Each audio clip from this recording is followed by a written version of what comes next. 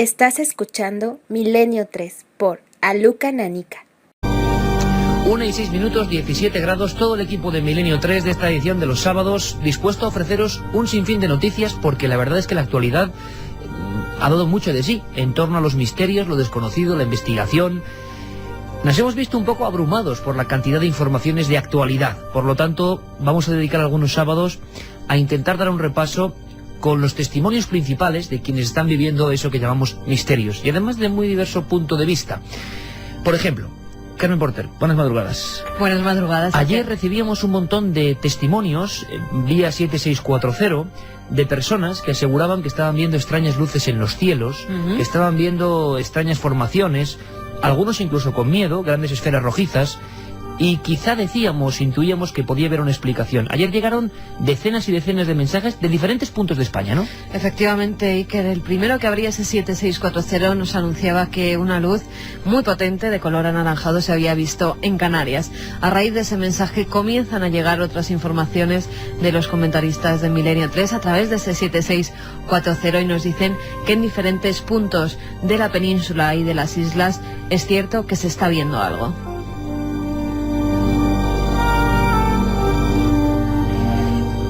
Lo curioso es que de unos días a esta parte hay un planeta que tiene un especial fulgor, su aproximación, su cercanía a la Tierra es excepcional también, por lo tanto puede haber una confusión y como lo primero es la verdad, pensamos inmediatamente que muchísimos de esos testimonios, de gente que no miente, de gente que está viendo algo en el cielo, camioneros, médicos, personas de la Guardia Civil, nos escribieron gente ayer. Que estaba en la playa, sí, tranquilamente y se sorprendió. Por lo tanto, quizá podemos tener una primera explicación, y antes de comentar la gran cantidad de historias que van a pasar por aquí esta noche, habría que hacer esa aclaración. Puede ser que Marte haya provocado esta pequeña visión anómala. Alberto Granados, buenas madrugadas, compañero. ¿Qué tal? Muy buenas madrugadas. Tú has seguido además la pista de lo que estaba ocurriendo con Marte. En Madrid ha habido diversas incluso experimentaciones desde el punto de vista del planetario, y tú llegaste a hablar por parte de Milenio 3 con la directora del planetario, Asunción Sánchez, a la que, bueno, siempre agradecemos la deferencia que tiene con este programa, especialmente, ¿no? Sí, yo siempre que hay alguna cosa relacionada con otros planetas, con el cielo y demás, pues siempre procuramos llamar a Asunción o a algún director de planetario. En este caso hablábamos con Asunción, con la directora del planetario de Madrid, porque Marte iba a estar a una distancia de la Tierra lo más corta en casi 2 años y pico. La última vez fue la distancia más cercana, otra vez se repetía ese fenómeno y muchas de las personas se reunían y se reúnen en Madrid para verlo a través de telescopios, para ver ese planeta tan mágico y tan misterioso como es Marte. Efectivamente, ese planeta en el que muchos, desde su descubrimiento prácticamente, creían ver vida. Desde luego, vida en Marte, que sepamos, no existe, pero sí sigue produciendo cierta ensoñación en muchas personas. Bueno, Alberto Granados, nuestro compañero, hablaba con Asunción Sánchez, directora del Planetario de Madrid, y lo hacía, extraemos un fragmento del inicio de esa investigación, de esa conversación a dúo, para que sepamos a qué distancia exacta está Marte de nosotros ahora mismo, y parece ser que el lunes es el momento en el cual las visiones de Marte van a provocar más confusiones, así que, por lo menos, ojo al dato, lo dejamos ahí bien claro, en el sentido de que mucha gente puede ver cosas en el cielo que no son ovnis, ni mucho menos, sino que es un planeta. Es igual de misterioso, o igual de fascinante, pero es un planeta. Y en Milenio 3 tenemos la presencia de Asunción Sánchez, la directora del Planetario de Madrid. ¿Qué tal? Muy buenas noches. Buenas noches. Bueno, el Planetario de Madrid, que va a organizar una observación astronómica de Marte. Cuéntanos qué es lo que vais a llevar a cabo. Bueno, es que justo Marte está en una de sus posiciones más cercanas a la Tierra, porque están en este orden el Sol, la Tierra y Marte, en ese orden prácticamente en línea recta. Se dice en esta situación que Marte está en oposición, está al otro lado del Sol. Y está justo en su zona de la órbita bastante cercano a la Tierra, porque la órbita es elíptica y por eso se ve mucho más grande y más brillante. La gente habrá notado que desde el verano aproximadamente pues está Marte muy brillante. Hace un momento me acaban de llamar diciendo que era una estrella tan brillante en el cielo, pues era Marte, que se ve ahora mismo como aproximadamente 3 veces el diámetro de su tamaño normal. Asunción, ¿el aspecto de este planeta es rojo, como todo el mundo piensa, o desde un telescopio se ve de otra manera? Se ve más bien entre rosa, naranja, marrón, una cosa de ese estilo. Desde luego sí que en el cielo su luz, si lo vemos al lado de otro planeta, tiene una tonalidad rojiza. y es debido a los óxidos que tiene en su superficie, que tienen ese color rojito. Hablamos de que va a ser el día que más cercano vaya a estar a la Tierra, pero ¿de qué distancia estamos hablando? Estamos hablando de 70 millones de kilómetros. El día que es más cercano es el lunes. 1:11, Noel Calero en la nave del misterio, ya cambiando un poco el tercio musicalmente hablando y metiéndonos en arenas más espectrales, si cabe. Ha habido una noticia sorprendente que también hemos seguido puntualmente. Alberto, parece que Lajas, un pueblo de Puerto Rico, se ha convertido en el lugar donde todo es posible, ¿no? Donde todo puede suceder. Pues sí, la verdad que esta semana hemos tenido muchas investigaciones en marcha. En este caso, pues nos poníamos en contacto con Puerto Rico, conseguíamos pues un testimonio que escucharemos en un ratito bastante importante. Y la verdad es que sí, miles de personas en un pueblo pequeño, pues alrededor, pues lo que unos dicen que es una leyenda y otros dicen que es una realidad, porque hay que decir que ha habido policías implicados, que el alcalde cree incluso en esta historia. En fin, la verdad es que hay bastante revuelo en este pueblo, un pueblo singular y curioso, porque no solo tiene noticias alrededor del pueblo de apariciones, sino también de ovnis. En fin, es un pueblo que da mucho de qué hablar. Da mucho de sí, y fíjate, yo recuerdo, por cierto, Carmen, que tienes la pantalla ahí, abrimos ya líneas, tanto para la gente que haya podido ver, confundirse con Marte o con lo que no es Marte, que aquí nosotros tampoco sabemos la verdad, y que nos quieran comentar cualquier tipo de cuestión y entrar en debate en este largo magazine de 2 horas de información. Claro que sí, Iker, como siempre, líneas abiertas en el 7640, palabra clave milenio, espacio y lo que queráis, si habéis sido testigos de ese fenómeno luminoso que durante estos días, estas noches, nos ha estado acompañando, pues decirnos desde dónde lo habéis visto, en qué situación y cómo era. 7640, palabra clave milenio, espacio y como siempre, lo que queráis. Otro detalle antes de comentar lo de Lajas que es sorprendente. El día 11 de noviembre, viernes, estamos en Toledo, en el auditorio de la Caja Rural, ¿no? Auditorio de la Caja Rural, y que la gente se ponga en contacto con Cadena Ser Toledo, que es la mejor manera de estar informado de ese evento, que va a volver a reencontrarnos con unos amigos a los cuales queremos muchísimo, como a todos los amigos de Milenio. Pero es que en Toledo tenemos un especial pálpito, ¿verdad? Por aquella noche mágica, en la universidad, iglesia también. Ahora hace justo un año, va a coincidir más o menos en fechas, justo un año, estaremos en Toledo contando un montón de historias, y también vamos a pedir especialmente a los amigos de Toledo que tengan familiares en Toledo, que conozcan, o sus abuelos, sus padres sean de Toledo, o ellos mismos, estén escuchándonos desde cualquier punto de la provincia, y conozcan leyendas, historias o sucesos reales de Toledo.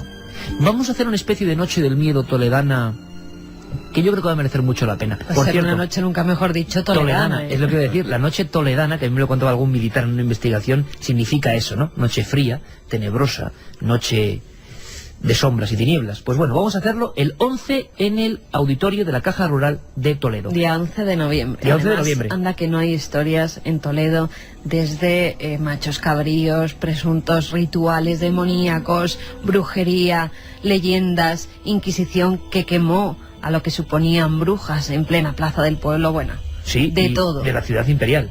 Y también no solo eso, sino historias del Toledo subterráneo, de lo que pasaba en las grutas, en las entrañas de esa ciudad maravillosa, pero también casos reales y modernos. No solo es historia, sino casos reales y modernos. Bueno, vamos a ver, Carmen, ¿qué ha pasado en ese pueblecito Lajas, que ya en los 70 fue protagonista de algunos encuentros con lo extraño? Yo recuerdo una historia que contaban en el Yunque, un monte en Puerto Rico que tuvo gran fama entre los investigadores.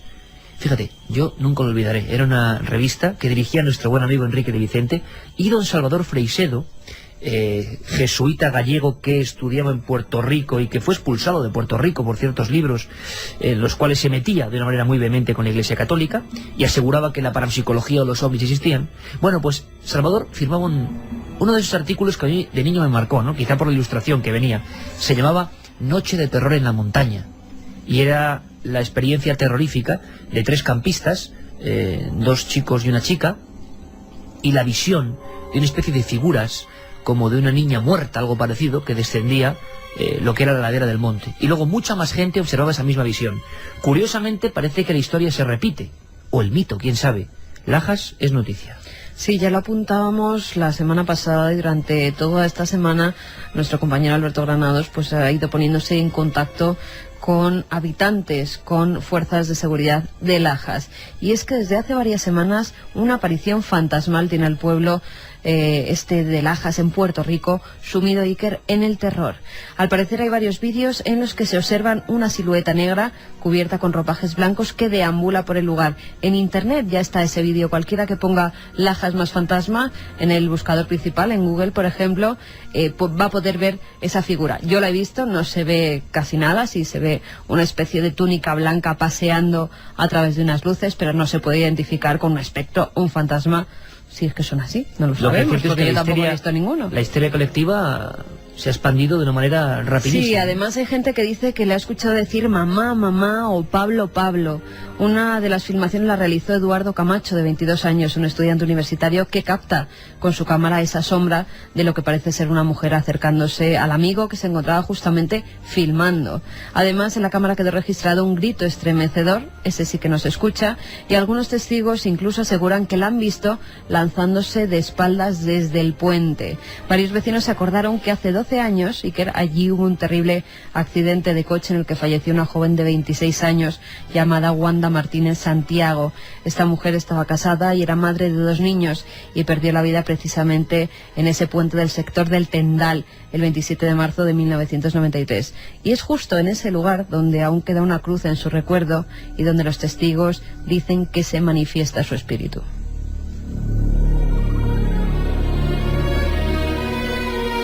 Y la verdad es que un montón de personas están haciendo guardia prácticamente día y noche en determinados lugares, gente con cámaras digitales, con cámaras de vídeo y sobre todo intervención oficial, que es lo más curioso. Sí, el teniente de policía David Villanueva Laporte aseguró que en el vídeo que él pudo contemplar se observaba la figura, y es más, varios miembros también de la policía de ese pueblo han asegurado haber visto una extraña silueta caminando precisamente por el lugar.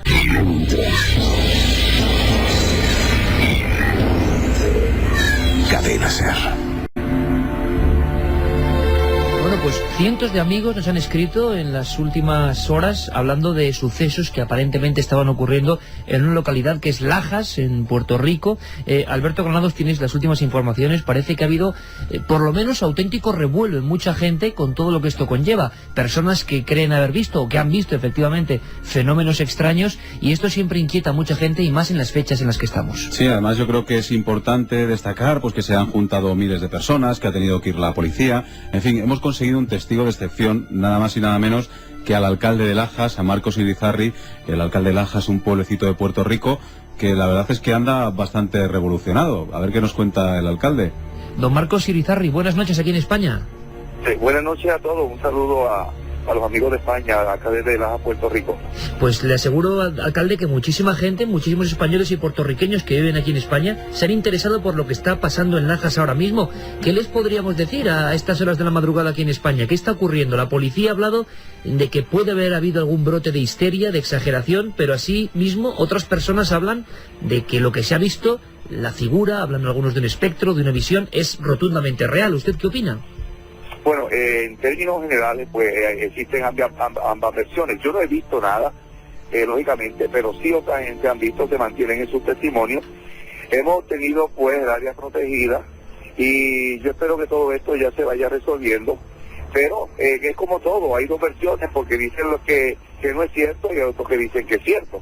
Alcalde, se apuntó la posibilidad de que fuera el espectro de una mujer que falleció hace unos 12, 13 años en un accidente de tráfico justamente en el lugar donde dicen que se aparece ese fantasma. Bueno, eso es una de las versiones, porque hay varias versiones, ¿ves? Pero no podemos definir a ciencia cierta cuál es la realidad del espectro, pero muchas personas dicen que han visto eso allí y en otros sitios también. ¿Cuál es la descripción que hace la mayoría de los testimonios? E incluso hay un vídeo que han filmado varios expertos. Bueno, el video es de una persona que de pelo largo, una dama, y vestida de blanco, que se mueve en diferentes direcciones y desaparece. Esa es la versión que dan, o sea, lo que dice el video. De hecho, yo vi el video y se dice que es real, pero no vi el movimiento en sí como tal. Señor alcalde, también se dice que ha habido policías que también lo han visto. Sí, porque da la casualidad que una de esas noches pues había uniformada, y uno de ellos pues da testimonio de que sí lo vio. Don Marcos Irizarry, el alcalde de Lajas, está hablando con nosotros para Milenio 3, para la cadena SER, para toda España. Alcalde, ¿cómo es el estado? Imagino que le llegan un montón de peticiones, de preguntas y pavor en mucha gente que realmente creerá que esto está ocurriendo auténticamente y que lo está pasando muy mal, imagino, ¿no? ¿No? Imagino que habrá mucha gente, alcalde, que lo está pasando mal con este asunto. Imagino que hay angustia, hay antiguas creencias en espectros y esto provoca cierto desorden o cierto revuelo que es importante llamar a la calma y controlar, ¿no? En Lajas. Sí, es como todo, es correcto. Ha habido de todas las situaciones, pero gracias a Dios ha bajado la intensidad y esperamos que todo vaya desapareciendo y orando porque todo salga bien y que no haya más ningún tipo de versiones, pero le puedo decir que todavía la gente sigue especulando, siguen viendo lo que hay, siguen tratando de ir, pero finalmente yo espero que todo eso se desaparezca y que ya la situación se continúe. Alcalde, se habla de fantasmas, pero también hace poco se hablaba también en la zona de Lajas de ovnis, ¿verdad? Es correcto, sí, es correcto, porque ahí hay unos avistamientos que tienen que ver con los ovnis desde hace tiempo y pues ante esta situación siempre están las personas que también ven y creen esto.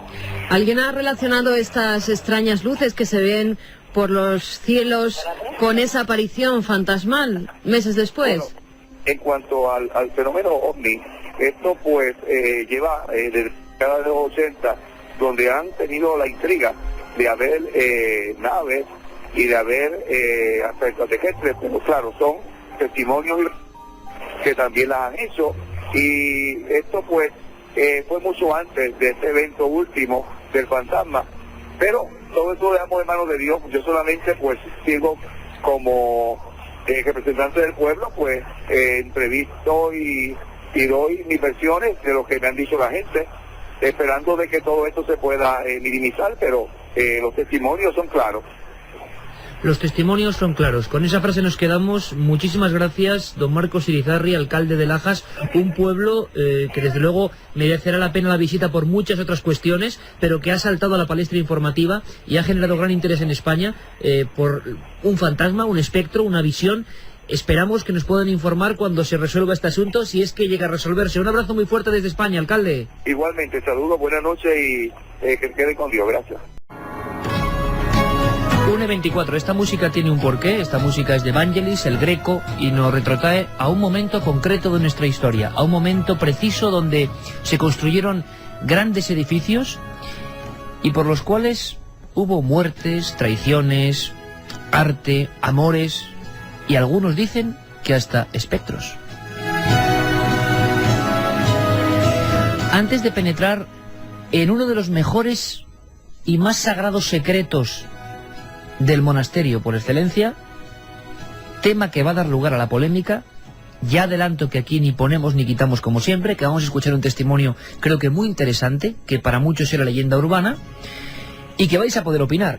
Incluso nuestra particular tertulia, o mejor dicho, nosotros no hacemos tertulia, hacemos mesa de redacción, va a debatir sobre las posibilidades de realidad, ficción, exageración, rotunda experiencia pavorosa. Hablan de... Bueno, luego lo contamos, Carmen. Primero los mensajes en el 7640. Pues sí, vamos con los mensajes que ya nos llegan a 7640, como el de Loles y Juanjo desde Teruel, que nos decían que la luz anaranjada ya se veía el miércoles en Teruel y nos preguntábamos qué era. Hola, pues chicos, seguramente Marte. Venía por la carretera y he visto algo caer durante un rato. Espero que no fuera Marte, nos dice Sonia desde Pamplona. Hoy en Soria sobre las 10:45 una esfera de luz blanca 5 veces más grande que la estrella de Marte. Duró 7 segundos y desapareció de repente. No dejó estela, dirección norte. Esto está firmado por Edu. El pasado jueves en Málaga a las 8 a.m. flash luminoso intermitente en el cielo con trayectoria imposible, para nada conocido. Duró pocos segundos.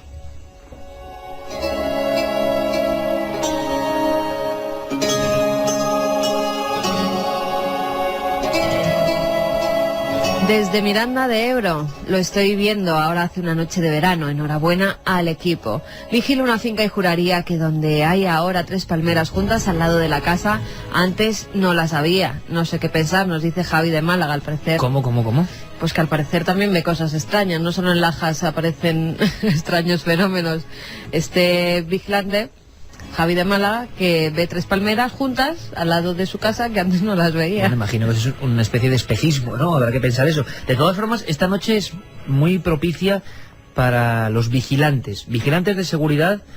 Yo alguna vez he dicho guardia jurado, luego recibí decenas de mensajes que eso no se dice ya así. Vigilantes de seguridad que muchas veces por su propia profesión, y sé que muchos nos escuchan ahora mismo, son protagonistas de el misterio. La gente dice, ¿por qué? Pues quizá porque están en lugares ya sin nadie, en lugares donde quizá con el atribulado día a día, pues resulta que la gente no está escuchando ruidos ni percibiéndose de cosas o detalles, y ellos sí, con la linterna a estas horas. Imagínate la ley 28. Vigilantes y policías. Hace poco hablábamos con algunos miembros de las fuerzas de seguridad que nos aseguraban haber visto cosas imposibles. Algún día lo contaremos. Es verdad, no, lo contamos ahora en la presentación de 4, porque ya es oficial, no podemos tampoco no dar la información. En ikerjiménez.com lo colgaba hace poco Guillermo León. El programa Cuarto Milenio empieza el 13 de noviembre a las 11 de la noche, ¿eh? Ahí os quiero ver, nunca mejor dicho, ni que decir tiene. Yo creo que va a ser una aventura muy bonita. Bueno, pues con también apagaremos las luces, como en el estudio. Por supuesto. Gente de la policía que está trabajando en una serie de 4, y personas maravillosas nos comentaban que, intervenciones personales en casos donde en sesiones de espiritismo habían ocurrido cosas raras, habían acabado llamando a la policía y la policía había intervenido. Pero casos muy recientes. Esperamos poder ir contándolo gota a gota. También nos escribían unos policías que dicen que están apostados a oscuras escuchando el programa y hacéis que escuchemos ruidos raros. Bueno, pues toda esa gente que en toda España sabemos que se está incorporando de 1 a 3 los sábados en Milenio, vamos a ir con una historia de esas que hay que escuchar muy atentamente. Son como unos 6 minutos. Hay que escuchar y luego yo creo que debatir, ¿os parece? 7640, porque vosotros también sois importantes en esta tertulia que comienza ahora en esta mesa de redacción. Nos acompaña Alberto Granados, Noel Calero, por supuesto, Nada del Misterio, Carmen Porter, vuestro amigo Iker Jiménez, y se acaba de incorporar Francisco Contreras, casi recién llegado de las ruinas de Belchite. Fran, buenas noches, amigo. Buenas noches, Iker, lo que queda de mí, de mi voz. Sí, bueno, estamos todos más o menos igual, ¿eh? Estamos todos igual. Pero estos sábados a veces, llegan con sorpresa. Y Francisco hacía mucho tiempo que seguía una historia. Yo no sé si habría que aclarar, Francisco, algo antes de escuchar este documento. La opinión a partir de ahora es libre.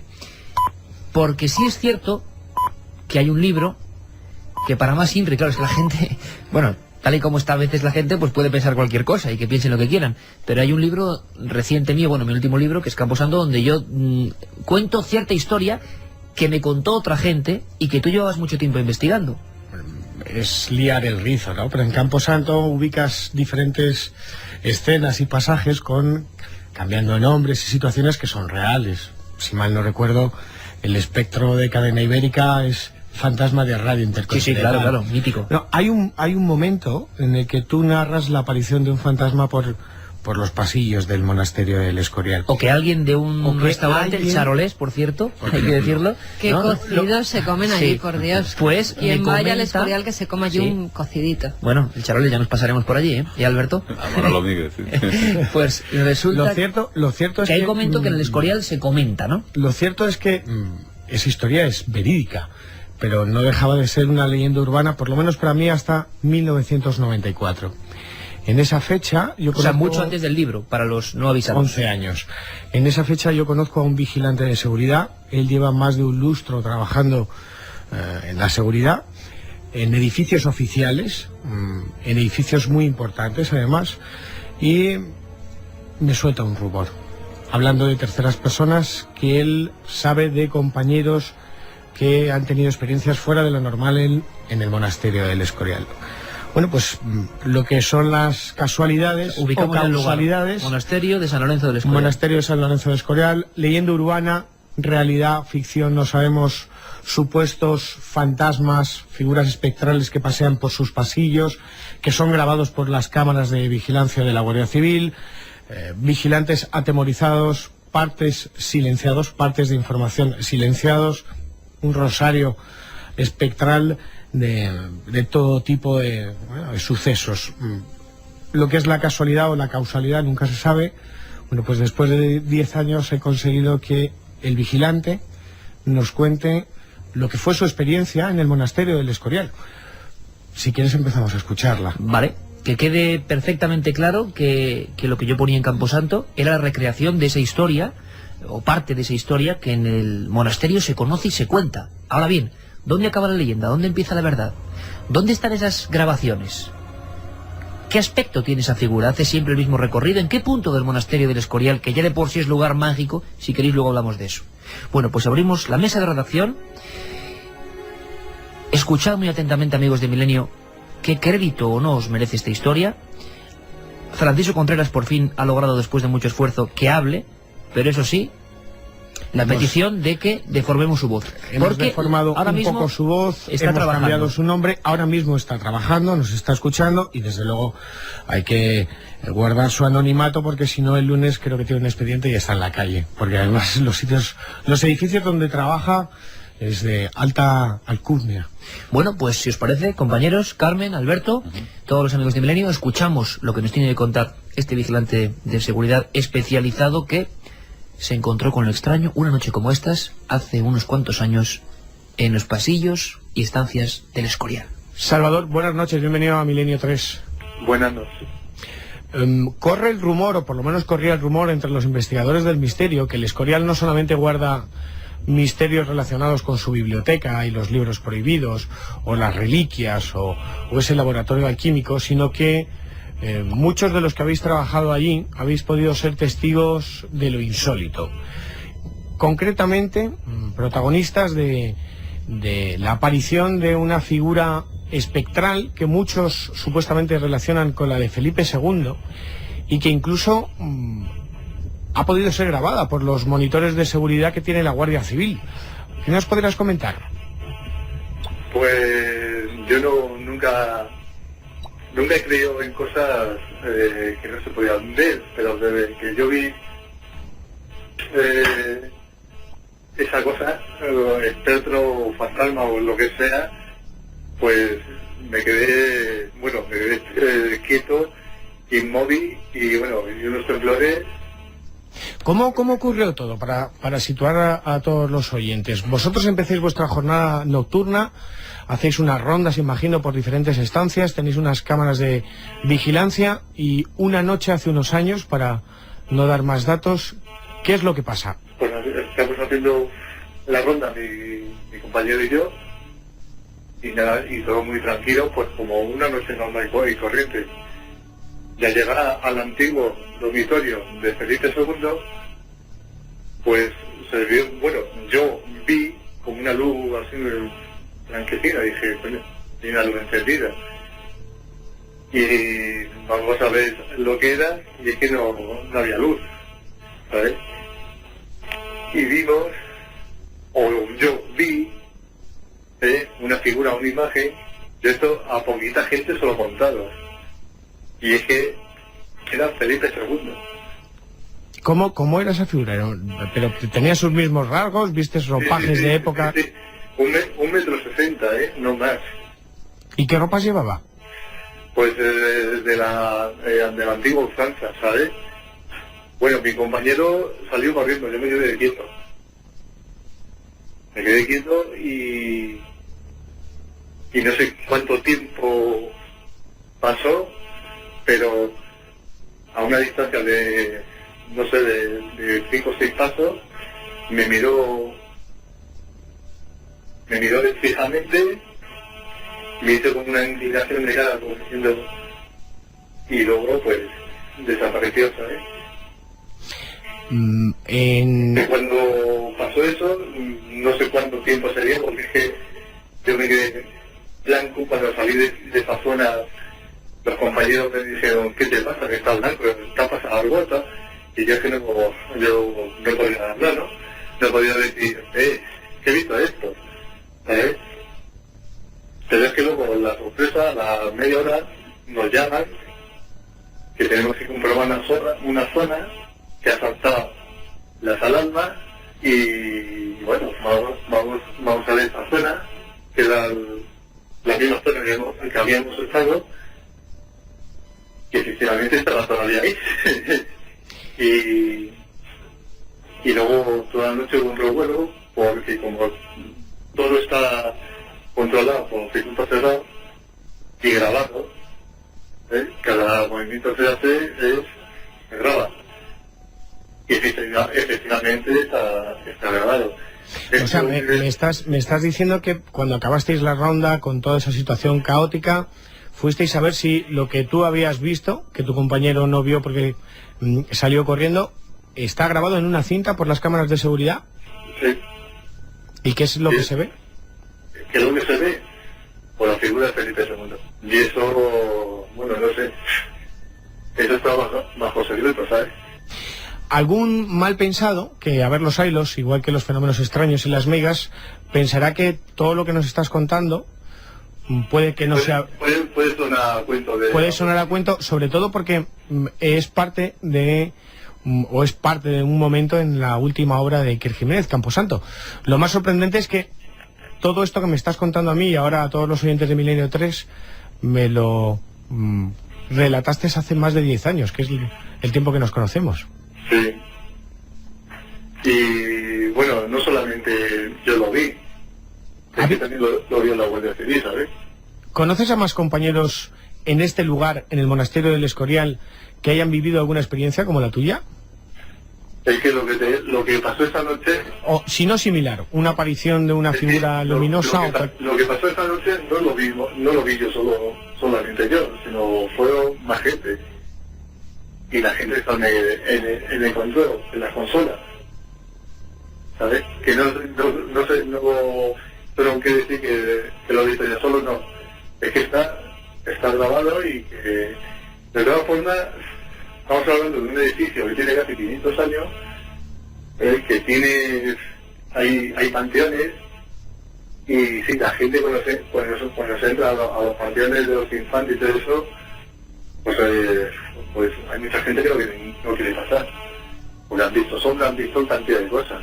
Ahí en el monasterio del Escorial. Sí, y eso se refleja en el parte.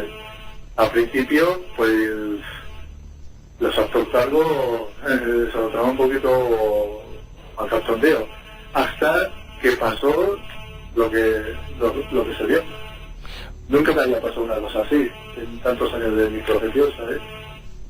Y miedo, no, porque miedo, yo no tengo miedo.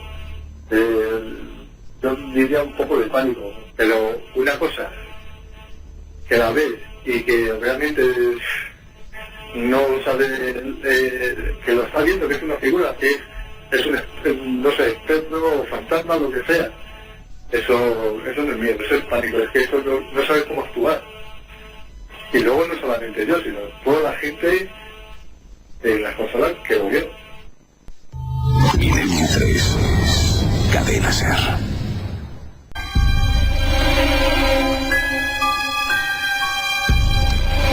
Una figura en los aposentos de Felipe II, aposentos donde, por cierto, pasaron muchas cosas a lo largo de la historia. Se conoce la vieja leyenda, para algunos real, del perro negro del Escorial, del niño quemado, visiones que quizá el populacho comentaba. Hay que imaginarlas en su entorno, en aquella mole de granito cubierta por el monte Abantos, cuando no había la cantidad de pequeñas casas que hoy dan mayor civismo, digámoslo así, en la visión a ese territorio. Era un lugar desolado. Pero ya desde entonces se hablaba de eso, de la especie de espectro de un perro que siempre aparecía en las noches de angustiosa desgracia. Ricardo Sepúlveda, uno de los cronistas que en el siglo XIX accede a material de la agonía de Felipe II, asegura que Felipe II, poco antes de morir, menciona el perro negro como una de sus grandes fobias, e incluso una especie de figura de niño que camina por los pasillos, brazos en cruz. Quizá todo esto son adaptaciones de leyendas, sustos, mixtificaciones, o es que hay algo realmente desde siempre. No en vano al Escorial se le llamó Boca del Infierno durante mucho tiempo. Y todavía no se sabe bien por qué se eligió exactamente el lugar, las teorías son múltiples. Alberto Granados, tu opinión de lo que has escuchado, compañero. Pues bueno, siempre me llama mucho la atención cuando hay testimonios de estas características, ¿no? Cuando una persona pues se atreve a hablar de esto, cuando a lo mejor se juega más de lo que se tendría que jugar, ¿no? yo siempre lo dejo ahí un poco como en la nevera, ¿no? Digo, bueno, pues es una información y lo dejo ahí. Lo que sí está claro que hay ciertos edificios o hay ciertos lugares que tienen un magnetismo especial. Y yo estoy convencido que cualquiera de nuestros oyentes, si le dejáramos pasear una noche por el monasterio con una linterna, terminaría viendo algo, porque yo creo que la mente humana es así. Si tú pasas por el Museo del Prado o te quedas una noche por el Museo del Prado, después de haber pasado la linterna por esas caras, iluminando caras durante toda la noche, seguramente algo verás. Yo estoy convencido de que eso sí que ocurre, y sobre todo eso, cuando alguien lo dice, cuando alguien se arriesga, pues incluso a perder su trabajo y demás por una aparición, dice que ha habido cámaras, dice que ha habido más testimonios, pues la verdad que por lo menos lo dejo ahí en la nevera, ¿no? Muy interesante la perspectiva, Alberto, de la diferente visión de un edificio repleto de gente, de turistas, repleto de visiones diurnas, ¿no? Observando el arte, la historia, pero claro, la visión que se tiene de las cosas en la nocturnidad es muy diferente, y solo y con una linterna yo entiendo perfectamente ese cambio de visión un poco, ¿no? Sí, además el edificio, yo creo que los edificios, sobre todo antiguos, vuelven un poco a su estado primitivo, ¿no? Por la mañana están con calefacción, con una temperatura, con gente paseando, y de repente esas tablas vuelven a crujir, vuelven a tener otro tipo de temperatura, se vuelve a quedar más frío el edificio, y yo creo que al final todo eso, al cabo de una noche, se nota y mucho. Carmen.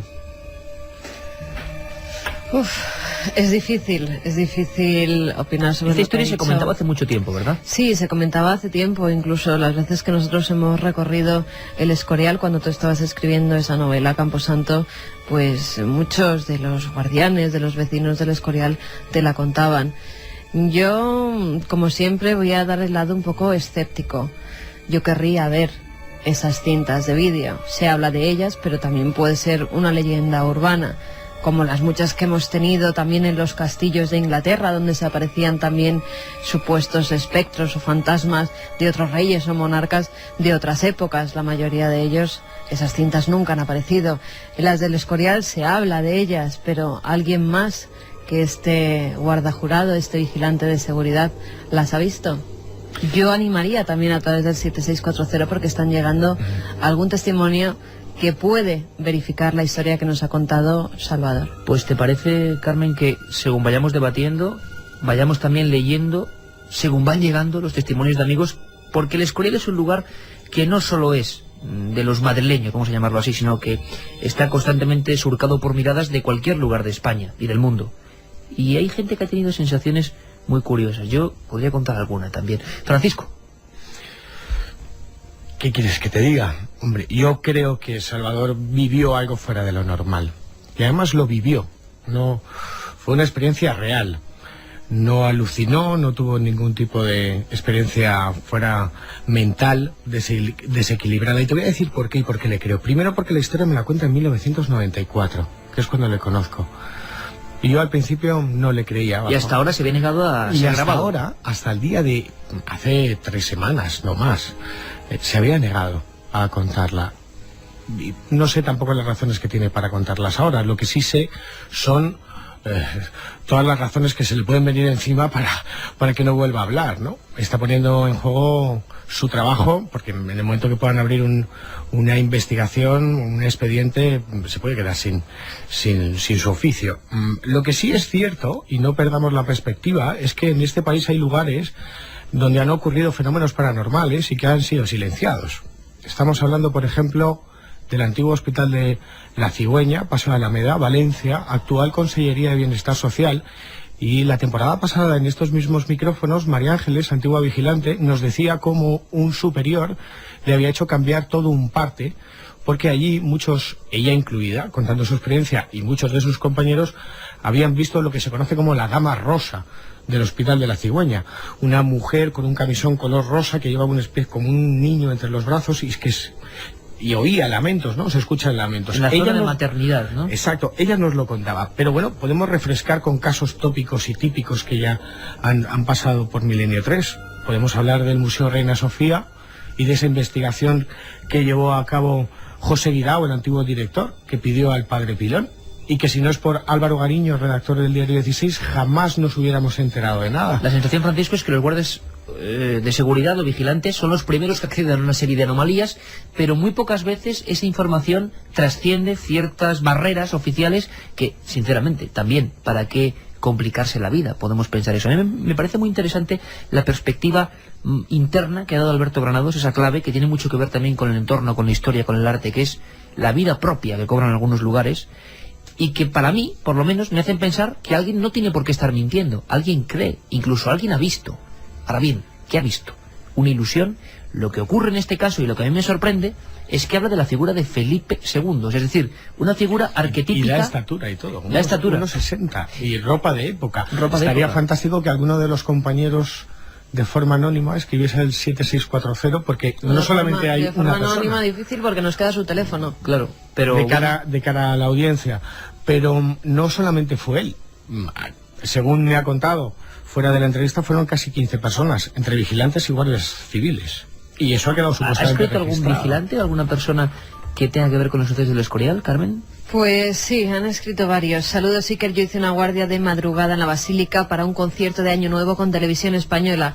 Nunca lo olvidaré, se oían pasos y susurros. Ahí en el Escorial. Sí, al parecer pasó mucho miedo. Alejandro desde Gijón. Iker, no es un cuento, soy un guardia y trabajé de eventual en el Escorial. Esas grabaciones existen. Lo que pasa que nos hacen callar. ¿Quién mandaba este mensaje, Carmen? Alejandro desde Gijón. Se me han puesto los pelos de punta. Yo no sé si esto es real o no. Podríamos profundizar más en la investigación, ponernos en contactos con ellos y, Claro, y por ver supuesto. cara a cara A qué ver clase de quién quiere fenómenos, qué clase de fenómenos vivieron, quién puede y quiere hablar. Es que yo estoy viendo, hemos estado muchas veces en el Escorial precisamente Sí. por la ejecución de esta novela, y es uno de esos lugares, si uno conoce su historia, que dices, caramba, ¿qué no ha pasado aquí, no? ¿Qué no ha pasado aquí? Todo tipo de tropelías, todo tipo de historias con mucha emotividad, ¿no? Y los Pero antiguos Iker, creían en que la emotividad se quedaba en los Y que por lugares. esa razón de ser, en toda la península, en todas las islas, teníamos que tener lugares en todas partes donde se estuvieran apareciendo espíritus a diario. Pero ahí estamos en el debate, no digo espíritus, pero quizás solo en ciertos momentos, a determinadas horas, en cierta conjunción de características, quizá ese momento que sin saberlo el vigilante está ahí y ocurre unos factores que nosotros no controlamos, pasa eso. Ahora bien, el recorrido en los aposentos, que es, por cierto, una cama muy humilde, ¿verdad?, para lo que fue el rey más importante de su tiempo. ¿Hay más testimonios, Carmen? Hay más testimonios de amigos que nos dicen, por ejemplo, Juan de Herrera, la clave está en la maldición de Felipe II al abandonar la construcción de la Catedral de Valladolid por Juan de Herrera. No era Juan de Herrera el que nos escribía, sino que da la construcción de Valladolid por Eso sí Juan que de sería un Herrera. misterio. Pero es que los constructores del Escorial, repetimos, haremos un programa solo sobre el Escorial. Una obra de matemática en piedra, Claro, pura y dura. intentando copiar el templo de Salomón, llevando Con esas alquimistas- miles de reliquias, Sí. además. reliquias, libros malditos, alquimistas contratados, medidas sagradas. No es un lugar como los demás, desde luego. Alberto desde Orihuela, ¿se ha hecho alguna psicofonía con resultados en el Escorial? Que yo sepa, no. Vamos, no, ninguna. Otros edificios con historia, como el Palacio de Linares. Trabajé hace tiempo en el Palacio de Linares y otro compañero y yo disparamos a una figura de mujer que se abalanzaba hacia nosotros y desapareció delante nuestra. Hombre, esto nos parece un poco, no sé, si esto es así, es un poco fuerte, A mí porque me- un parte me- de intervención con un disparo no Tiene que pasa... haberlo, ¿eh? Sí, bueno, pues si se hablaremos con dispara nuestro dentro de un compañero. edificio, tiene que haber Hombre, un parte. lo que está muy claro, y esto llevamos 4 temporadas en antena, es que los vigilantes, si muchos de ellos hablasen, habrá que hacer no 1 ni 2, sino 3 programas simplemente con testimonios de vigilantes en diferentes puntos de España, que son eso, testimonios, no son verdades, ni mentiras, son testimonios. El mismo vigilante que nos escribía es Toño desde Getafe, el que nos decía lo del concierto. El concierto fue en el año 1998 y estábamos 2 personas. Todo el recinto estaba cerrado con llave y nosotros dentro. Bueno, pues quizá incluso podíamos en un futuro hablar con este tipo de personas, hablar con este grupo de vigilantes que se han topado con el misterio. Yo creo que es bueno dejarlo ahí, que cada uno vaya opinando. Hemos abierto la espita de la investigación, Francisco. La polémica seguro también vendrá después. Que no te quepa duda. Cualquier tema que sacamos en Milenio inmediatamente tiene un colofón y muchísima gente habla semanas y semanas de lo que contamos en Milenio. En este caso el mérito de nuestro compañero Francisco Contreras, que hizo hablar a una persona, a uno de esos vigilantes, que habla de cintas, habla de grabaciones y habla de cosas muy precisas. ¿Llegaremos a descubrir ese material? Por lo menos abrimos la investigación, Francisco, y nos ponemos tras ello. ¿Te parece? Estamos en ello. Gracias, compañeros, gracias, Alberto. Carmen, seguimos con, en este caso, la ciencia. Pasamos de lo espectral y nunca olvidamos que la ciencia, claro que sí, también es misteriosa.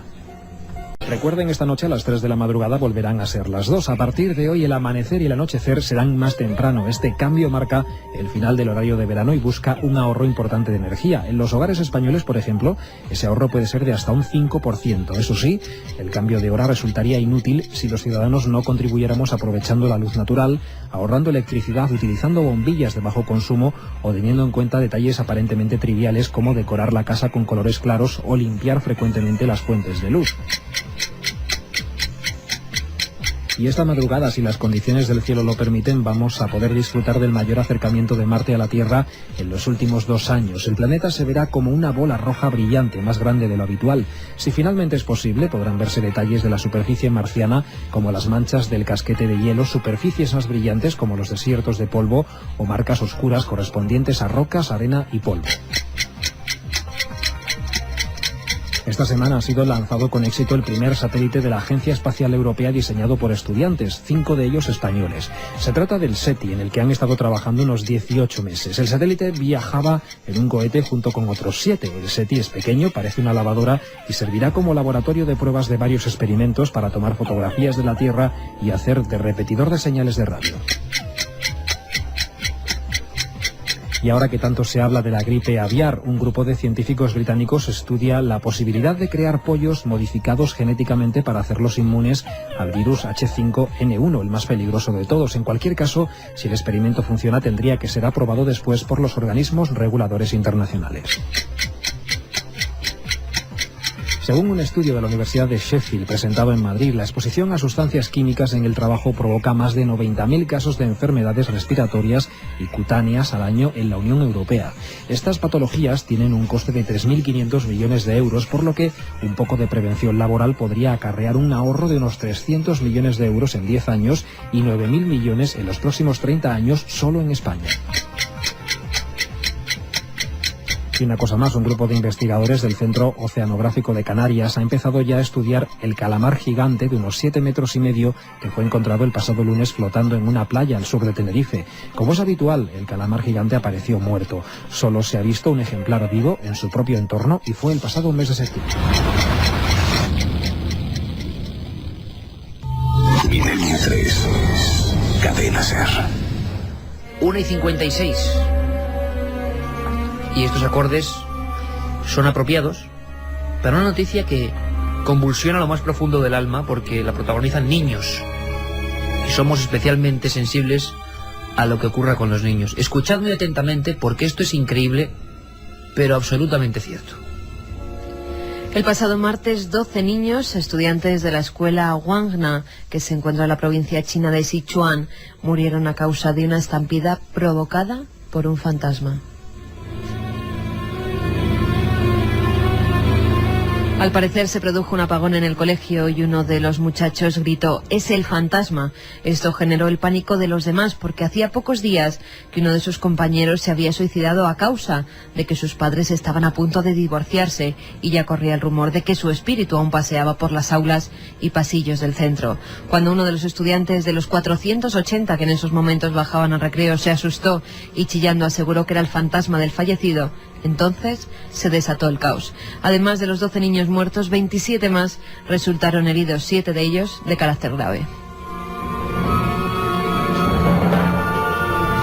Vaya noticia reveladora de lo que es la mayor fuerza, o una de las fuerzas más poderosas que se manejan en la realidad, que es el miedo. El pánico y el miedo. Antes, el vigilante de seguridad que entrevistaba a Francisco Contreras, hablando del Escorial, pronunciaba la palabra miedo, pánico.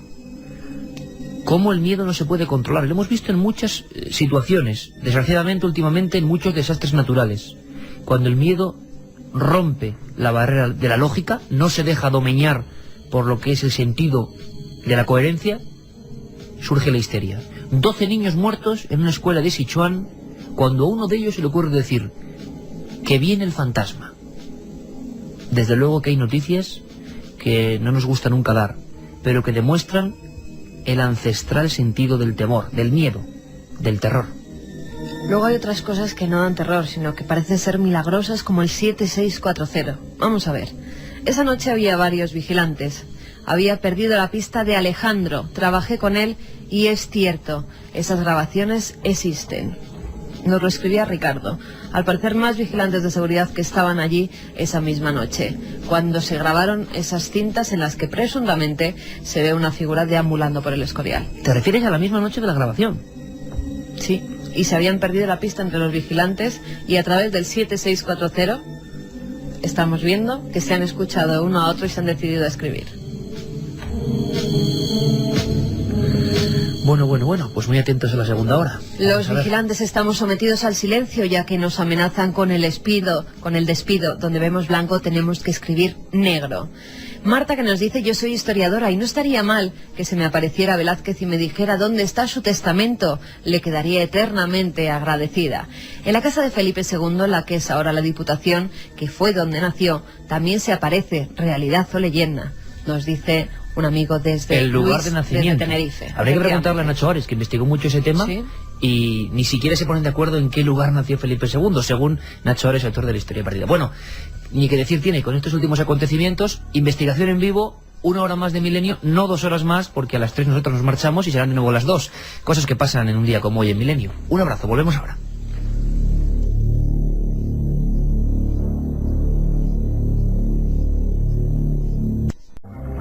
Dos y 6, Tangerine Dream suena en este ambiente de la nave del misterio, en la cadena SER, Milenio 3.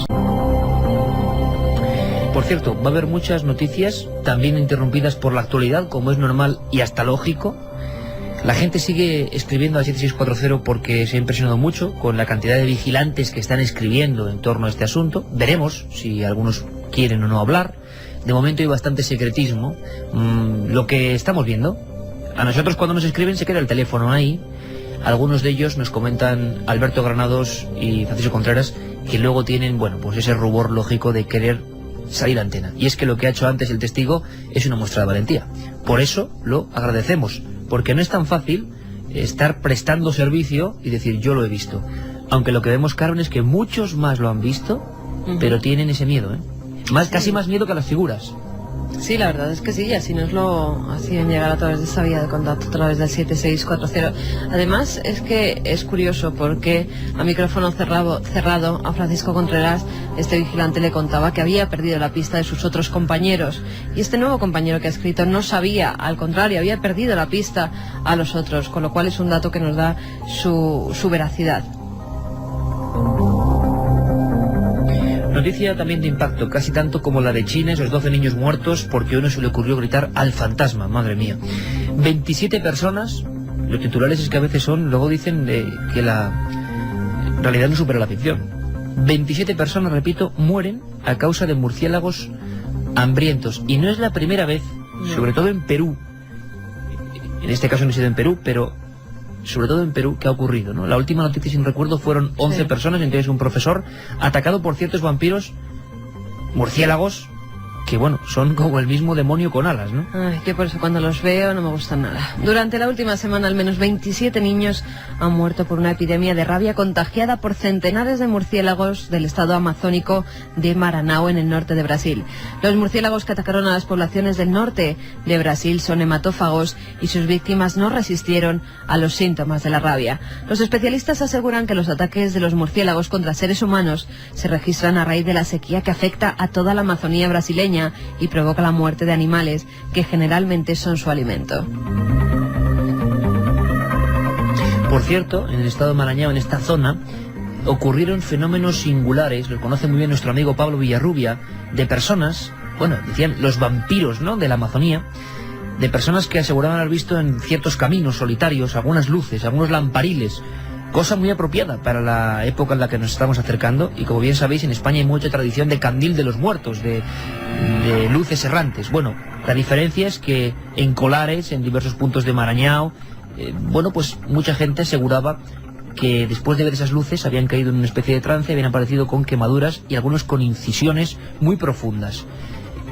Muchos piensan, analizando los datos, que lo que pudieron ser fueron ataques realmente de este tipo de seres voladores, ¿no? Y que la interpretación a posteriori, porque llegaron a desmayarse muchas de estas personas, pues era eso, algo cósmico, algo distinto. Pero el enigma era zoológico, sin duda alguna. Hablando de zoología, Carmen, hoy debuta otro de nuestros queridos amigos con sección Leyendas Urbanas, cosas que creímos que eran certeras y quizá no lo sean tanto. ¿Estará ocurriendo lo mismo con el asunto del Escorial? No, también hablamos de animales. Hubo una leyenda urbana que se expandió como la pólvora hace unos cuantos años y que de nuevo por internet, Carmen, se ha enviado en esos mensajes, en ese spam, que tú no quieres recibir ese correo y te surge en toda la pantalla repentinamente y maldices el teclado y al que lo manda, contando la historia que le ha pasado a una ancianita con su perro, su pequeño perrito de compañía. Por cierto, ¿quién podía ver esta sección? ¿Y con qué acordes de piano? Pues un señor que realmente vive aquí cerquita, en este mismo estudio, siempre agobiado entre libros, su vaso de whisky, por supuesto, observando la tramoya de la realidad. Es Santiago Camacho, el hombre de la conspiración y ahora también de la leyenda urbana. Ese se llama su último libro, Leyendas Urbanas. Escuchemos.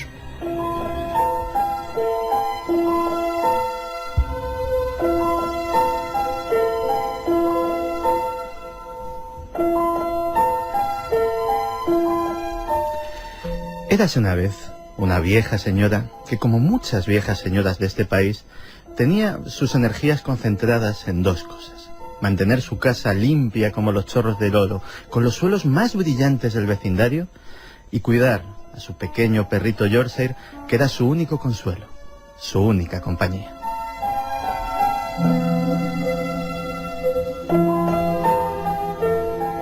Su vida era perfecta. No tenía muchas alegrías, no tenía muchas tristezas, tampoco muchos sobresaltos.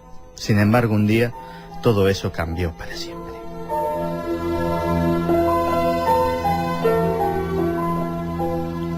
El pequeño perrito comenzó a toser, a cojear, a perder pelo.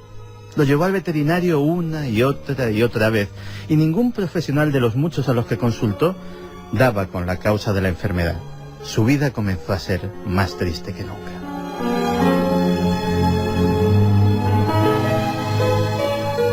Cuando ya la agonía del animal comenzó a ser intolerable, se decidió sacrificarlo.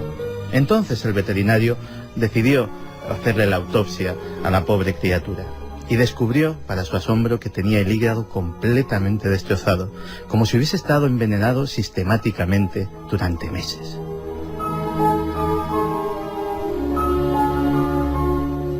Tras el análisis de las vísceras se descubrió que la causa del envenenamiento eran, precisamente, irónicamente, los productos de limpieza que tanto utilizaba su ama. Aquellos suelos tan limpios se quedaban impregnados en las patas del animal, que luego, en su higiene diaria, se las lamía, sin saber que ahí estaba firmando su sentencia de muerte.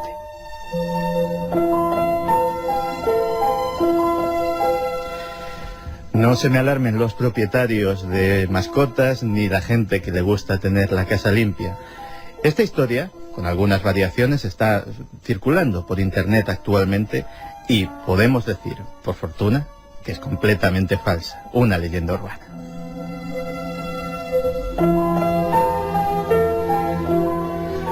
Los fabricantes de productos de limpieza, de ceras para suelos, de abrillantadores, tienen en cuenta este tipo de cosas y, lógicamente, no colocan elementos tan tóxicos como para que las mascotas se puedan envenenar. Más bien, este tipo de leyendas surge a raíz de un miedo instintivo hacia todo lo que proviene de la industria química. De hecho, una leyenda muy similar circuló hace años cuando surgió la margarina.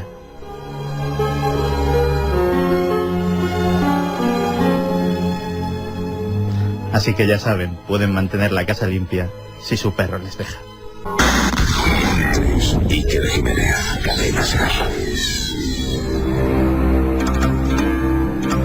2:14. Este Santiago tiene unas cosas que a veces son un poco macabras, y ay, terribles. Los perros, qué sustos nos dan de vez en cuando. Sí, ahora vamos con tema de actualidad también en América, tema OVNI, algo está ocurriendo en Bolivia. Tercera semana que conectamos con ese país. Antes, por cierto, decir a los amigos que están venga a escribirnos que ya está el tercer número de nuestra colección, la de Milenio 3, Enigma sin resolver, Biblioteca del Misterio, en todos los kioscos, con un libro que va a dar mucho que hablar, que ha dado ya mucho que hablar. En todos los kioscos, que aún no se ha agotado, porque yo he ido a comprarla uno y estaba agotadísimo. Pues aquí sí, abajo, el de la Gran Vía, pues que sí, reponer. la tercera entrega, Casas Encantadas, de Francisco Contreras. Además, un CD con testimonios y un programa de Milenio 3 inédito, Iker. Sí, donde Francisco Contreras lo pasa tan mal casi como ese vigilante que hemos escuchado antes, al enfrentarse a fenómenos extraños en vivo y poder grabarlos. ¿Y dónde no lo ha pasado mal Francisco? Sí, la verdad es que vamos a tener que darle un plus de peligrosidad. La Biblioteca del Misterio, 7,95, solo durante una semana, en todos los kioscos de España. ¿Qué revelan los evangelios apócrifos sobre la vida de Jesús? ¿Qué conocimientos mágicos y esotéricos utilizaron los nazis? ¿Qué misterios esconde aún el antiguo Egipto? Encuentra las respuestas a estas y muchas otras preguntas en la colección La Biblioteca del Misterio de Iker Jiménez. Cada semana un libro y un CD con las grabaciones de los mejores programas de Iker Jiménez en Milenio 3. Ya en tu kiosco el libro Casas Encantadas y un CD por solo 7,95 euros.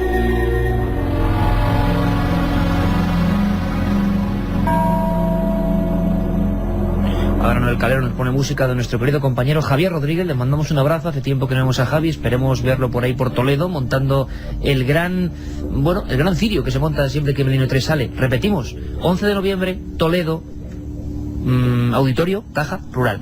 Alberto, que Bolivia sigue siendo noticia y parece mentira, pero durante 3 semanas conectando con ese país que nunca había dado mucho que hablar en cuanto a tema de extraños objetos en el cielo, y en este caso parece que no tiene nada que ver con Marte. Hemos alertado en un principio de que mucha gente está viendo cosas perfectamente explicables, pero de Bolivia ya sobrepasa cualquier lógica, ¿no? El cielo está revuelto, lo estaba diciendo antes a Fran. La verdad es que estamos viviendo 2-3 semanas bastante curiosas, ¿no? Y bastante inquietantes, y las noticias nos llegan sobre todo de Sudamérica, constantes, de avistamientos. Estábamos hablando, fíjate, de Bolivia, que estamos hablando de cerca de más de 1000 testimonios de personas que lo han visto. 1000 testimonios. Hablábamos la semana pasada con periodistas que lo han grabado, que hemos podido ver las grabaciones de vídeo, de fotografías. O sea que estamos hablando de muchos avistamientos, y en este caso un nuevo avistamiento en la zona de Oruro. No hay televisión nacional boliviana que no ha grabado esos objetos sobre Oruro. Yo lo vuelvo a comentar, en el año 50 ya hubo noticias. El primer caso que la biografía ufológica revela sobre lo que pasa en Bolivia, que era un país, como digo, siempre ha habido un gran debate sobre si los llamados ovnis son causa de que no hay investigadores que pueden reportarlos. Es decir, por ejemplo, en España se hablaba de Soria en un tiempo, y de Soria las estadísticas de algún sesudo decía, no hay ovnis en Soria.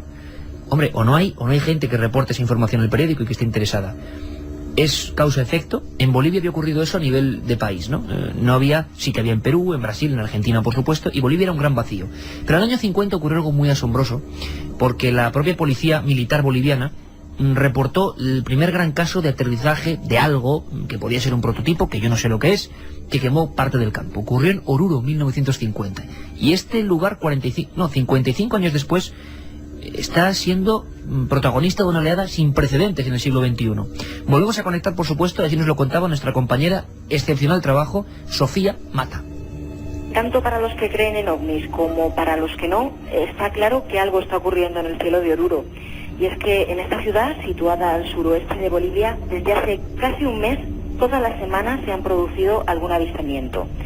Son muchísimos los vecinos que aseguran haber visto objetos con luces muy potentes que se movían a gran velocidad sobrevolando el cielo. Incluso hay varias grabaciones de vídeo realizadas por vecinos y por unos periodistas que decidieron seguir estos casos. Precisamente la semana pasada escuchábamos las declaraciones de Paola Medina, coordinadora de prensa de la red de televisión ATV en Oruro. Ella nos explicaba cómo eran esos objetos que vieron y grabaron. La pasada semana estos objetos voladores también sorprendieron a un grupo de artistas muy conocidos en Bolivia que estaban de gira por Oruro. Hasta ahora todos los avistamientos se habían producido en la ciudad, aunque en esta ocasión ha sido en una localidad situada a 36 kilómetros de Oruro. El elenco de artistas, denominado Tralala Show, vieron desde el autobús en el que se desplazaban un objeto con forma de globo que se movía de arriba hacia abajo y tenía una luz muy potente. Lo cierto es que todos los medios de comunicación de Oruro, periódicos, radio y televisión, están siguiendo estos casos, y es que hay muchísima expectación creada sobre este asunto.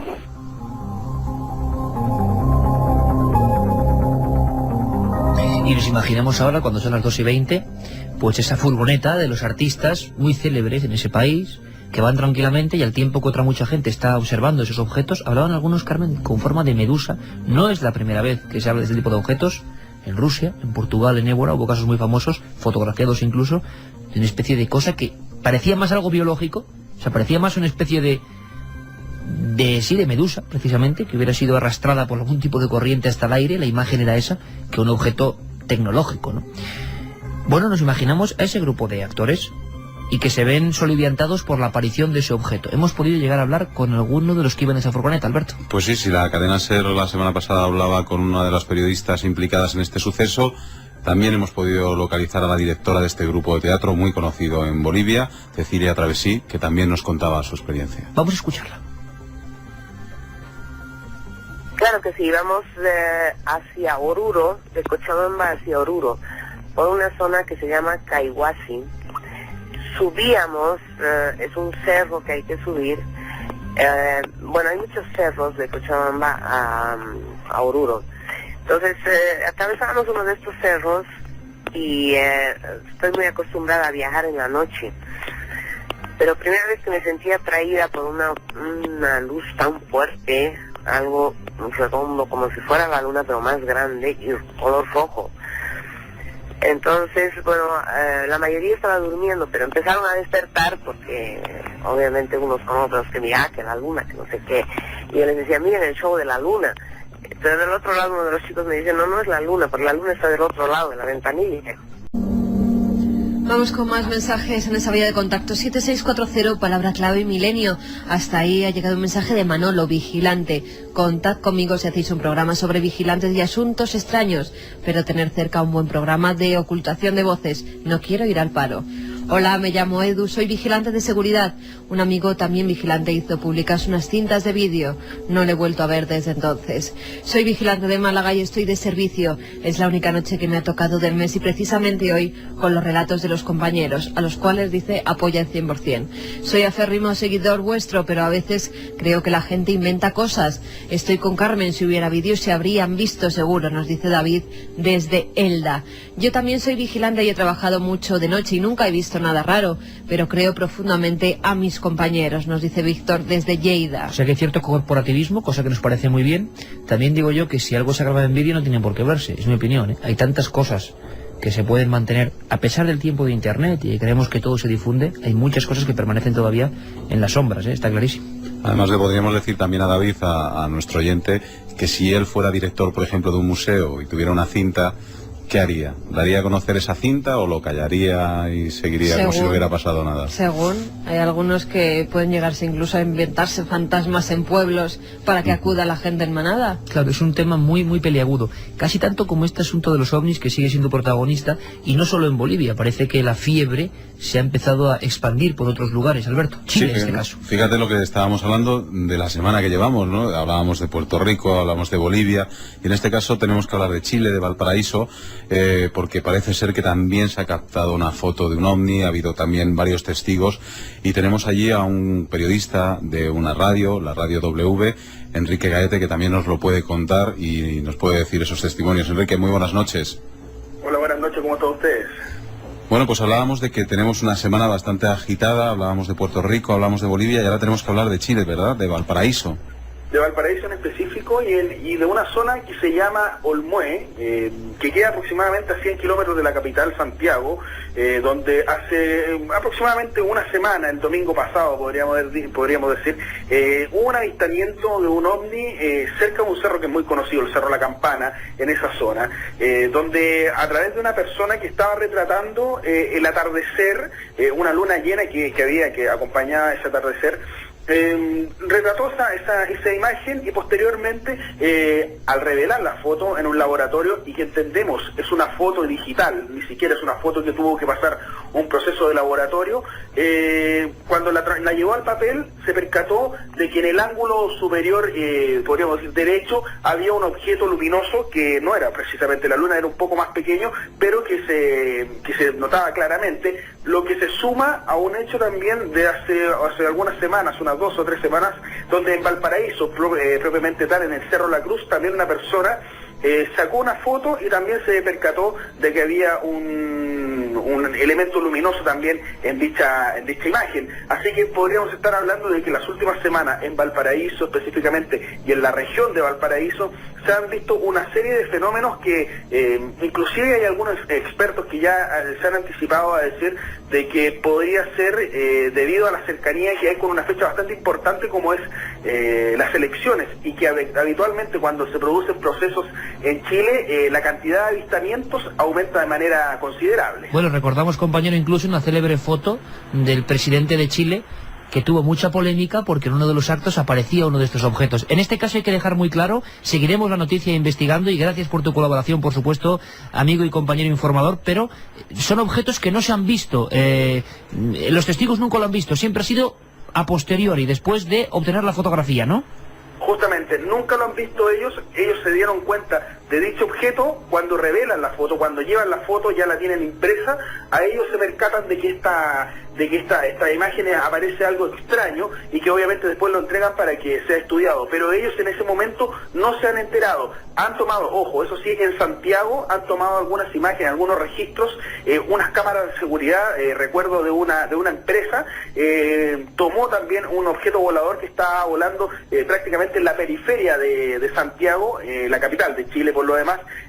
Ahí sí que se percataron de manera inmediata, pero esta foto ha sido a posterior, después de que ya son llevadas al papel, que se han percatado que existen objetos extraños. Pues Enrique, yo creo que seguimos la noticia y si tenemos novedades volveremos a conectar contigo. Gracias, Enrique Gaete, periodista de Radio W. Que estén muy bien, buenas noches. Y es bien curioso lo que pasa en Chile porque es uno de los pocos países en los cuales la fuerza militar, aquí hablábamos incluso hace un par de años ya, hablábamos con la secretaria, lo que sería la ministra de Defensa en un país como el nuestro, la encargada principal de incluso valorar los gastos que se hacen en defensa, que hablaba de un programa de investigación sobre tema OVNI por varios casos que habían ocurrido y que habían puesto en peligro a varias compañías aéreas y tripulantes que habían incluso denunciado al llegar al aeropuerto haber avistado objetos volantes no identificados y haberlo pasado muy mal por las maniobras de los aviones. Siempre, además, en Chile ha habido una colaboración, como no pasa en otros países, entre autoridad militar, aperturismo total, y investigadores del tema OVNI. El primer acuerdo entre ufólogos, vamos a llamarlo así, nos podría hablar mucho de eso nuestro querido compañero Cristian Rifo, y militares ofreciendo archivos, es en Chile. Por lo tanto, bueno, aquí no se puede hablar de oscurantismo. Sí que fue muy oscura una película, aprovechando que luego vienen los compañeros del cine, que dentro de unas horas, porque aquí sí que ha habido una especie de cambalache programacional por lo de la hora, porque tenemos también el misterio de que a las 3 serán las 2 y habrá que atrasar los relojes. Fíjate qué curioso, Carmen, porque nos dejamos en el tintero, cuando hablamos hace unas semanas de vampiros, al vampiro más tenebroso de todos los tiempos. Se lo decíamos a los compañeros del cine, que sí que está muy bien ese galán llamado Drácula, esa imagen de Bela Lugosi o Christopher Lee, ese vampiro erótico, ese vampiro seductor, gran marqués, adinerado. Pero, ¿tú has visto Nosferatu, Alberto Granados? Sí, ya sabes que a mí las películas de miedo no me gustan nada. Pues esta da miedo, y eso que tiene casi un siglo. ¿Tú has visto Nosferatu, Carmen? Sí, ya sé. Bueno, hay una escena que a mí jamás se me olvidará. Es un barco, bueno, hay dos escenas. Una es una de las más históricas del cine. Es el vampiro calvo, con 2 dientes como una rata, con las manos larguísimas y uñas negras, que se traslada con ratas en ataúdes y en barcos, provocando la peste. Y cuando llega en busca de una muchacha, va subiendo las escaleras de la fonda de la pensión y la encorvada figura va planeando por la pared. Esa sombra, esa utilización de las sombras, del expresionismo alemán, es absolutamente mítico. Pero hay otra escena que a mí me dejó muy impactado. Hatter, el protagonista de Nosferatu, el no muerto, acude a comprar la propiedad del tremendo castillo perdido en Transilvania del misterioso conde Orlok. No se pudo poner conde Drácula porque la viuda de Bram Stoker dijo que de Drácula nada, que era la novela de su marido y había que inventarse otro nombre. Bien, entonces resulta que llega ese pobre Hatter y la primera escena, con los medios de la época, que eran muy pocos en blanco y negro, es que una puerta se abre sola. Uno de los primeros fenómenos poltergeist reflejados en el cine, la puerta se abre sola y aparece la sombra del conde Orlok, con esos huevos, ojos como huevos, quería decir, aquí puede haber una confusión, con esos ojos absolutamente redondos, visionándole, Alberto Granados, no te rías tanto, porque en este momento el conde Orlok se parece una especie de espectro vivo, una especie de figura casi gelatinosa. Las manos llegan casi a la altura de las rodillas, es algo espantoso, y se va aproximando poco a poco. Esa cara es la cara de la peste negra, que ya afectaba de nuevo a muchas personas en Europa. Y se va aproximando como un ente que va caminando sin pisar el suelo. O sea, toda la iconografía típica de apariciones en esa escena de Nosferatu. Bueno, pues los compañeros del cine también han intentado investigar en esa primera película. ¿Sabéis que ese hombre, conde Orlok, ese hombre de los ojos como huevos, y que se entienda bien, decían que era un vampiro de verdad? Decían que era un vampiro auténtico, que chupaba la sangre. Decían que era un hombre que enloquecía y que en pleno rodaje atacaba a sus compañeros.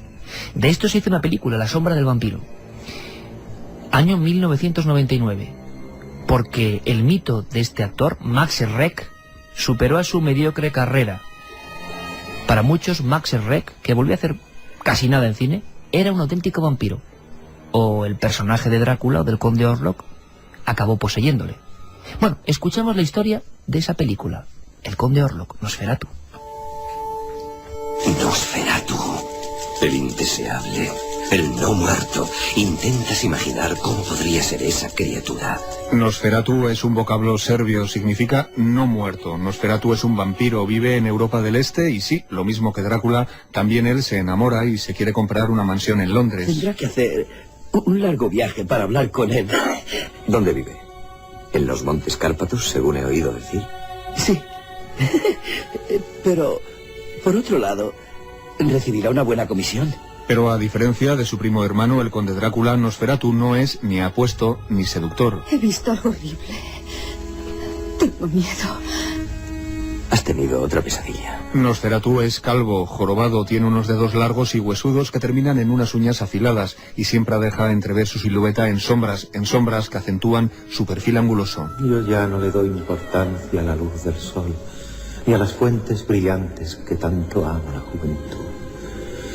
Me gusta la oscuridad y las sombras, donde puedo estar solo con mis pensamientos. Nosferatu es un vampiro que a la habitual personalidad del vampiro añade el sufrimiento de su propia fealdad. Nosferatu fue un personaje que no nació por razones artísticas, sino por imperativo legal. En los años 20, Murnau, uno de los grandes maestros del expresionismo alemán, quiso rodar una adaptación de Drácula, la novela de Bram Stoker. La viuda del escritor, sin embargo, se negó a darle los derechos. Murnau no se rindió y utilizó una artimaña. No estamos haciendo Drácula. Cambió el aspecto físico del personaje, cambió también su nombre y los lugares en los que ocurría la acción. A pesar de todo, el argumento tenía tantas similitudes con la novela que la viuda de Bram Stoker consiguió que se confiscaran legalmente todas las copias. Algunas se salvaron de la quema y gracias a ellas ha llegado hasta nosotros una película que, artísticamente hablando, supuso en su momento una auténtica revolución.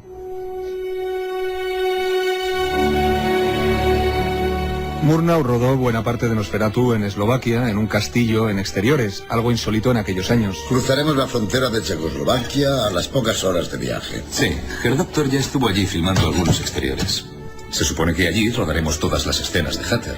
Las escenas que tiene Hatter con el vampiro. El aspecto fantasmagórico que tiene la película lo logró gracias a la iluminación, pero también a algunos trucos, a efectos especiales que se pusieron en práctica por primera vez y que alzaron a Murnau a la cima de los directores de su época. Friedrich Wilhelm Murnau es el mejor cineasta alemán de la categoría de grandes maestros como Griffith y Eisenstein. Una diligencia sale al encuentro del agente inmobiliario que viaja a la mansión del conde Orlok, que es una diligencia oscura de un negro fantasmagórico. Para lograr este efecto, Murnau hizo que recubrieran el carruaje con sábanas blancas y lo que proyectó después fue el negativo, que resultaba negro, pero un negro espectral. He visto su cara, su cara.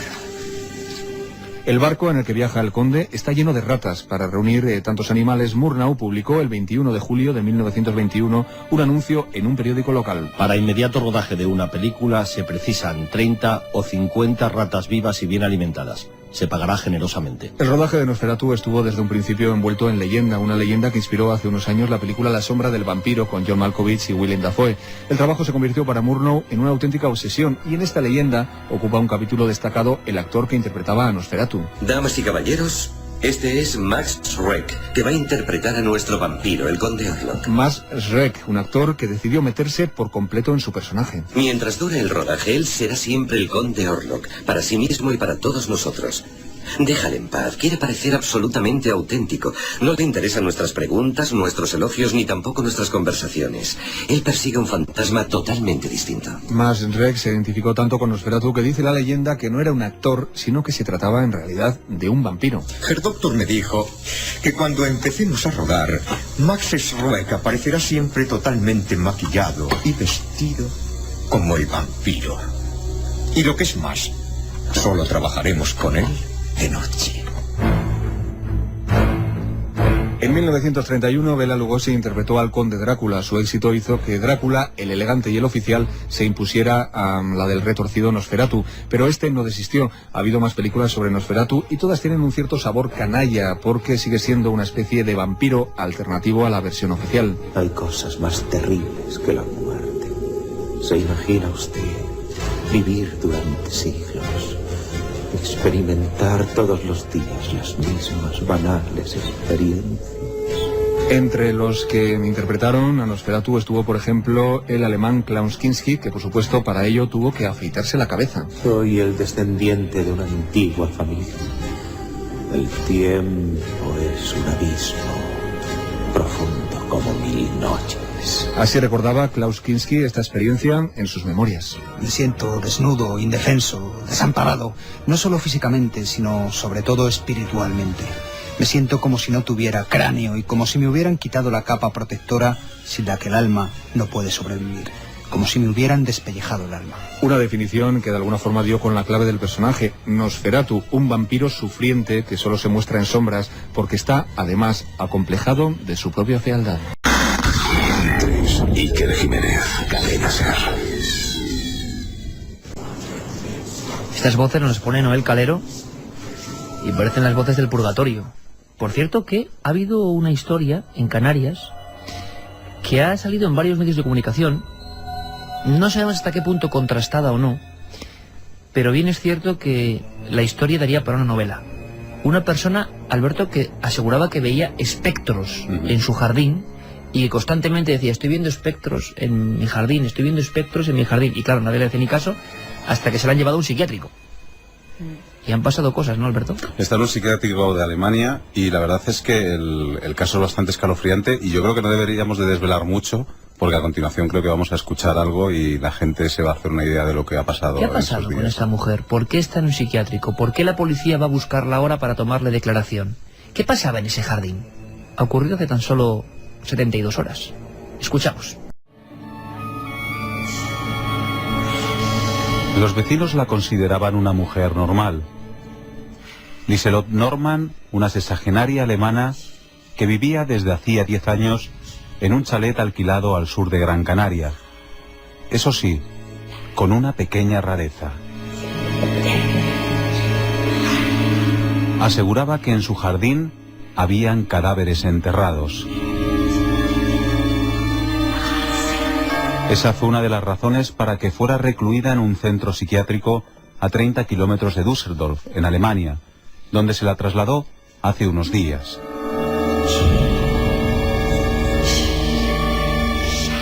Nadie la creyó, nadie creía esas historias de muertos y cadáveres.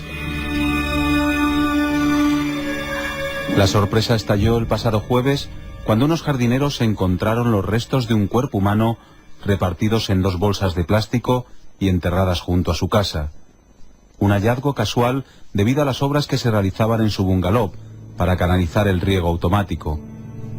Extrañados al pisar una zona blanda, decidieron cavar y encontraron los restos humanos repartidos en 2 bolsas, una con huesos y otra con parte del cráneo. En el lugar, la policía científica realizó varias excavaciones ante la sospecha de que pudiera haber más restos humanos. Los vecinos han quedado perplejos. Ya se ha dictado orden judicial para tomar declaración a la anciana. Y mientras tanto, a sus conocidos les sigue retumbando la frase en la cabeza. Tengo cadáveres en mi jardín. Tengo cadáveres en mi jardín. Tengo cadáveres en mi jardín.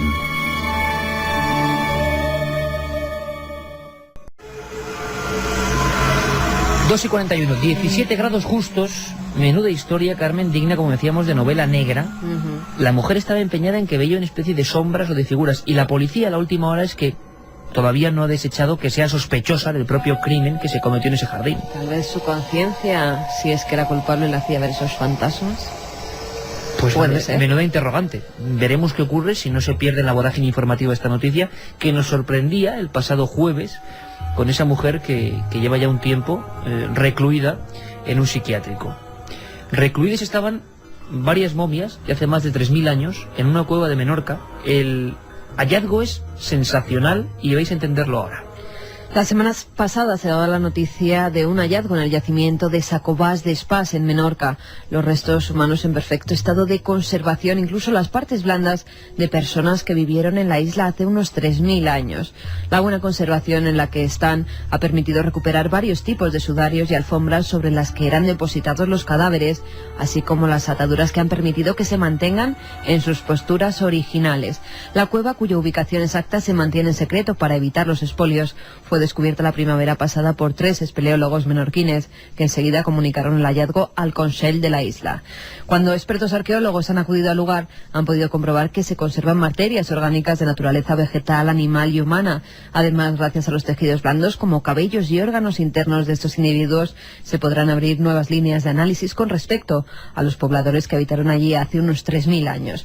Al parecer, esta cueva era un lugar donde se realizaban rituales funerarios, de ahí que haya distintos grupos de momias de hombres, mujeres y niños.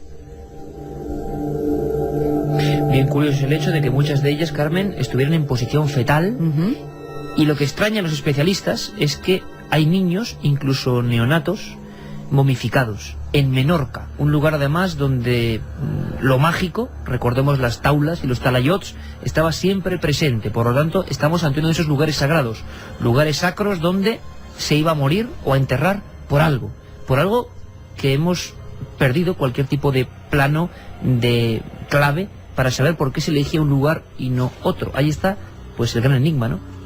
Muchos hablan de corrientes telúricas, de aguas subterráneas, de determinadas cuevas en determinadas posiciones. Ahí estaban esos cadáveres sorprendentes. Como sorprendente, y seguimos pues proponiendo historias, proponiendo reportajes, abriendo investigaciones, es la alineación, los mensajes, las historias que se ocultan en algunas catedrales. Muchas veces hemos hablado de las catedrales españolas, del misterio de sus constructores, de incluso las hermandades de canteros que dan origen a lo que se llama masonería, de si algunas veces incluso, soslayando o quebrando lo que era el poder oficial, dejaban mensajes solo aptos para determinados profesionales. Una de las más famosas es la Catedral de Chartres.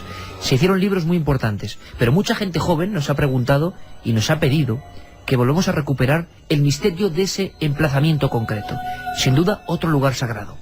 Y le hemos pedido a nuestro compañero Carlos Barroso que abra su particular archivo secreto, la Catedral de Chartres. Al norte de Francia hay una ciudad llamada Chartres, con una catedral gótica dedicada a Nuestra Señora Notre Dame, que es en sí misma un misterio. Se construyó en el siglo XII tras producirse un incendio que asoló toda la zona. En ese mismo lugar se erigió en la prehistoria un dolmen, una construcción funeraria que se creía que acumulaba la energía terrestre. Antes de la llegada del cristianismo, los druidas, sacerdotes celtas de la Galia y Britania, fundaron en Chartres centros educativos para difundir sus enseñanzas. Dicen que, guiados por una profecía, estos druidas esculpieron la imagen de una virgen y un niño en madera. La llamaron Virgen bajo la tierra. Los cristianos la descubrieron en el siglo III y le dieron culto como la Virgen Negra. En honor a ella, se empezaron a construir iglesias en ese lugar sagrado, que culminaron en la fantástica catedral que hoy conocemos. Ya en la Edad Media, Chartres se convirtió en un importante centro de peregrinación. Fue el primer gran santuario mariano de Francia, tanto que el propio nieto de Carlomagno, en el siglo IX, regaló a la ciudad su reliquia más importante, un trozo de tela de la túnica que vestía la Virgen María durante el nacimiento de Jesús. Cuenta la leyenda que los caballeros templarios consiguieron unos avanzados conocimientos arquitectónicos con los que construyeron el templo. 9 caballeros franceses dejaron todas sus posesiones para ir en busca de estos secretos en el santuario sagrado bajo las ruinas del templo de Salomón, en Jerusalén. La búsqueda duró 10 años. A su regreso a Francia, en 1128, Se decía que los caballeros habían encontrado el Arca de la Alianza, el cofre con los secretos de la ley divina, entre ellos el número de oro, la escala 1,618, la sección o proporción dorada, que se consideró de especial valor estético y capitaneó en gran medida el arte y la arquitectura del Renacimiento y los periodos posteriores.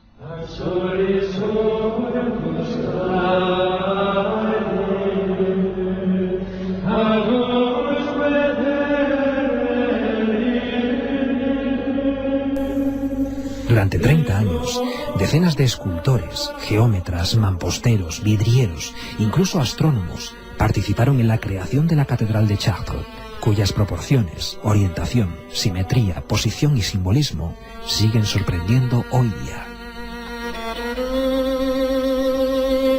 Un ejemplo, el centro sagrado de la catedral se encuentra entre el segundo y tercer vano del coro. Originalmente, allí estaba el altar. En ese punto, a 37 metros bajo tierra, fluye el agua del Pozo de los Druidas. También a 37 metros, pero esta vez sobre el suelo, en ese punto exacto, se levanta el pináculo de la bóveda gótica. Cuentan que esta curiosa simetría posee el don de transformar a los visitantes que entran a la catedral por la gran puerta occidental. Dicen que los peregrinos alcanzan un estado espiritual superior y son capaces de recibir las energías que emanan de la tierra, del Pozo de los Druidas, y también la inspiración divina que llega desde lo alto a través del pináculo de la bóveda. Pero los misterios son muchos más. A la izquierda, en la parte baja del crucero sur, hay una piedra blanca rectangular que destaca sobre las demás losas.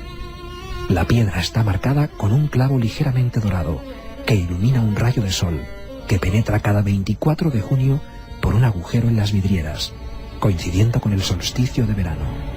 Se le conoce como el clavo de San Juan. Otro enigma en torno a este templo es el lugar de su edificación. ¿Por qué Chartres? Un pequeño pueblo de artesanos y obreros fue elegido para levantar una de las catedrales góticas más importantes de la cristiandad. Dicen que ese punto exacto podría estar relacionado con la constelación de Virgo, la de Nuestra Señora, y que formaría parte de un entramado mayor intercomunicado con otras catedrales francesas que formarían el dibujo de esa constelación. Y todo ello sin olvidarnos del enorme laberinto situado en la nave central del templo, realizado en 1235 con piedra azul y blanca. Un dibujo que tiene un diámetro de 10 metros y es similar, aunque con distinta forma, a otros laberintos que hay en diferentes catedrales francesas e italianas. Un misterio, el de Chartres, que lo sigue siendo precisamente por eso, porque hay cientos de detalles sin explicación concreta para los que se han querido buscar otras tantas causas lógicas. 3 menos 10, 17 grados. Son sin duda sonidos de la historia, los que llegan con los ecos de la Catedral de Chartres. Y vamos a aprovechar y a seguir con la historia. Vamos a hablar de uno de los cuadros que precisamente veíamos en vivo hace tan solo 3 semanas. El cuadro quizá más famoso del mundo, por lo menos uno de los más misteriosos. Abrimos nuestro cajón de la historia, nuestra máquina del tiempo, y hablamos del misterio de la Gioconda. Pues sí, que hoy vamos a hablar de una mujer que, a pesar de haber cumplido ya los 500 años, sigue siendo admirada y contemplada diariamente por miles de personas. No es otra que la Mona Lisa. A lo largo de la historia, este cuadro, pintado por el genio Leonardo da Vinci, ha sido el más investigado, reproducido y deseado de la historia del arte. Pero nadie, en más de medio milenio, ha podido desvelar ¿qué quiere decir esa sonrisa que se dibuja en este óleo sobre madera de álamo de 77 por 53 centímetros?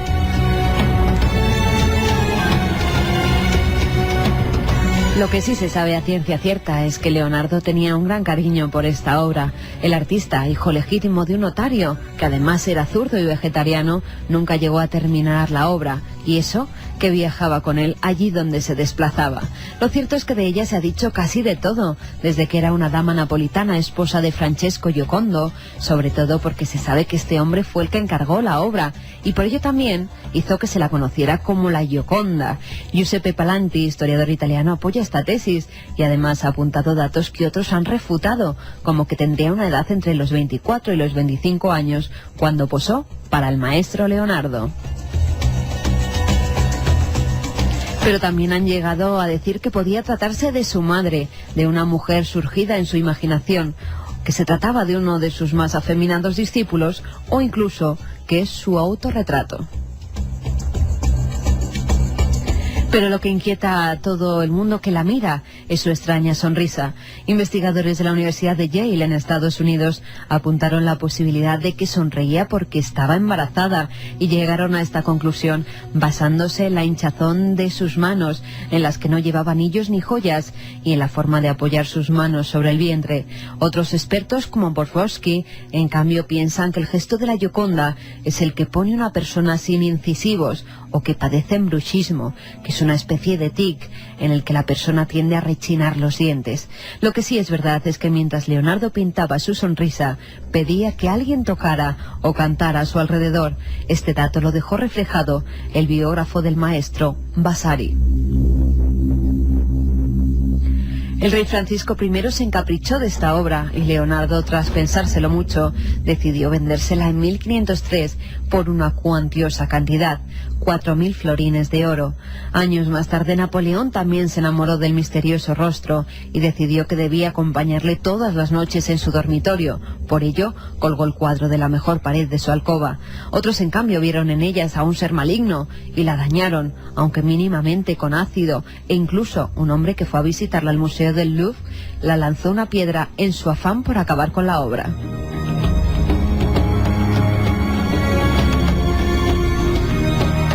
Ya en 1911, un ex empleado del museo, Vincenzo Perugia, logró robar la obra y durante 2 años no se supo nada sobre su paradero. La policía siguió varias pistas, algunas llegaron incluso hasta Pablo Picasso, con el que luego no tenía nada que ver. Mientras Vincenzo viajaba por el mundo tratando de vender aquel retrato en algún museo, pero paradójicamente todos lo rechazaban pensando que se trataba de una copia, hasta que en 1913 el director de la Galería de los Uffizi de Florencia dio parte a la policía y el ladrón fue detenido. Como vemos, se trata de una obra que despierta amor y en ocasiones, como hemos visto, odio. Tal vez por eso en la actualidad 2 vigilantes se mantienen firmes a cada uno de sus lados, protegiéndola incluso de los potentes flash de las cámaras. Mientras, la Mona Lisa, desde su desconcertante paisaje en el que algunos ven incluso el rostro de Leonardo, se sigue riendo de todos, ya que ella y su pintor son los únicos que conocen la verdadera historia.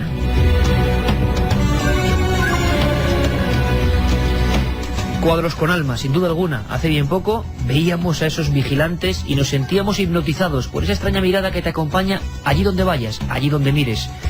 También el paralelismo porque es casi el mismo rostro de ese otro personaje enigmático que en el Louvre te saluda nada más entrar, el San Juan Bautista de Leonardo.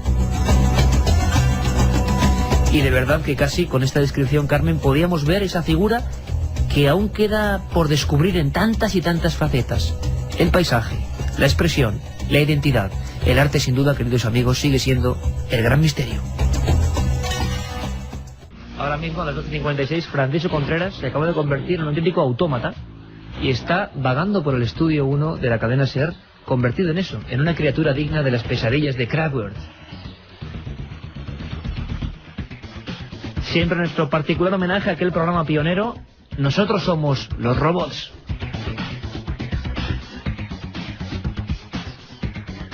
Por cierto, hay un pajarito o un ovni me ha comentado que este año puede haber alerta. No me digas. Mira cómo grita la gente. Sí, alerta 2006. ¿Gritan de veros haciendo el robot? Puede ser, alerta 2006. ¿Os imagináis? ¿Qué os parece? Milenio 3. Hay que vivirlo y hay que sentirlo. Bueno, pues yo dejo caer eso, Carmen, porque la alerta puede ser bienal, como es la Bienal de Marte. Cuando Marte se acerca, decían los antiguos investigadores, como Vuelta, Rivera, que había más casos. Bueno, pues en el 2006, en pleno verano, puede que suenen los sonidos cósmicos de los ovnis. ¿Quién sabe? Ahí estaremos, por lo menos, vigilando tierra, mar y aire. Vámonos al con verano, lo adelantas ya, si no hemos llegado a Navidades. Bueno, ya, pero yo es que quiero hacerla. Otra cosa es que luego nos dejen. Mira, Lino desde Maspalomas. Hola, vivo cerca de la señora del cadáver en el jardín. Por aquí se comenta que decía que el fantasma la hablaba y quería matarla. Madre mía. Soy vigilante de seguridad y en 15 años de profesión jamás he pasado tanto miedo como el que pasé en un almacén de lámparas aquí, cerquita de Madelcén, Villaviciosa. Soy vigilante y llevo años de servicio en la noche. Si hay algo que ver, tarde o temprano, algún vigilante de su servicio lo verá. Mi madre es vigilante y me ha contado un puñado de historias de los servicios que ha hecho y todas son escalofriantes, nos dice Cari. Menos mal que Santi da un tono irónico y de humor negro a sus secciones, sean conspiraciones o leyendas urbanas, porque es terrible. Qué grande Santi, nos dice Luis. Santi Camacho, auténtico crack, humor negro y macabro. Soy vigilante y tengo compañeros que han visto cosas en una caja en Cádiz, en un banco en Cádiz. Cada fin de semana me alegro más de ser camarera y no guarda de seguridad. ¡Qué miedo!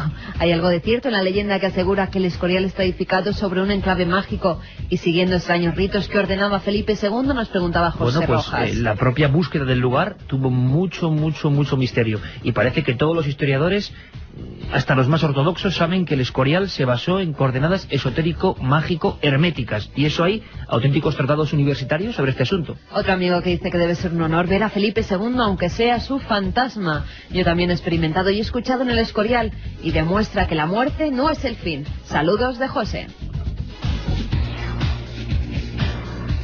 Bueno, pues con estos acordes, Carmen, nos marchamos ya, volviendo a decir lo de Toledo, 11 de noviembre, y volviendo a decir que sí, que es verdad, que ya no se puede negar que Cuarto Milenio nace el día 13, 2 días después. El día 13 a las 11 de la noche, todos pegados a ese canal. En 4. En 4. Una nueva apuesta con todo nuestro equipo, trabajando a tope. Ahora os dejamos, volvemos el próximo viernes, como siempre, con más misterio, con más noticias, con más emociones, sobre todo, y con más ganas de comunicar y de interactuar con vosotros. Un abrazo, buena semana, feliz Halloween.